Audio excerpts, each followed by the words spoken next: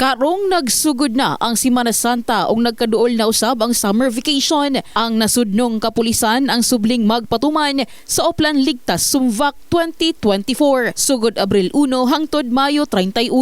Lauman matod pang mobiyahe ug muuli sa nagkadayang probinsya ang katawhan alang sa taas nga bakasyon. Ang Oplan Ligtas Summer Vacation o Sumvac ang sama lamang usab sa gipatumang seguridad panahon sa Semana Santa nga kahinumdumang nagsugod kagahapon adlaw Marso 25.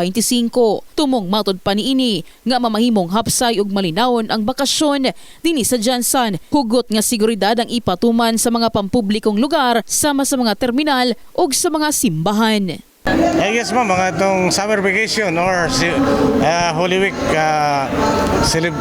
Holy Week plan dato sa atong security na intact na natay 400 nga reserve nga police nga karon madugangan pa ni sa security forces nga dugang og atong mga ROTC, mga force multiplier maabot yun mga 800 to 1,000 ma'am atong total kay dili lang simbahan ang pagadayohon, places of convergence, mga mall, atong mga beauty spots instead, ang atong mga beaches, mga puno-puno sa Semana Santa, mga ato po nag-i-appeal, pagplano.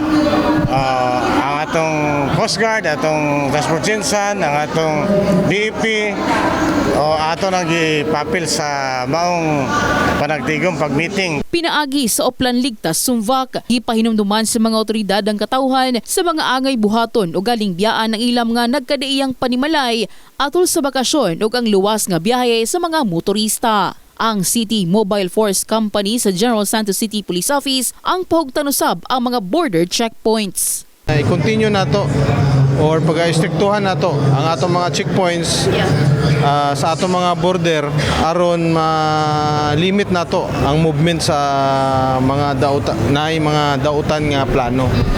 At the same time, mag-design pud ta sa mga bagong activities, especially diri sa sulod na mismo sa city, under sa instruction sa atong city director nga higpitan nato pagkandak sa checkpoint. Actually, nanay mga design nga gihimo. Hangyo sa kapulisan ang kooperasyon sa publiko ug tabangan sila pinaagi sa paghatag og impormasyon kung adunay mga kadudahang butang o individual nga mamatikdan sa ilang lugar alang sa paspas nga paghatag og aksyon ug aron mapakgang ang mga individual nga adunay dili maayong tumong sa katilingban. In the heart of changing lives, kini si MJ Fernandez sa Brigada News Jansan. Brigada News.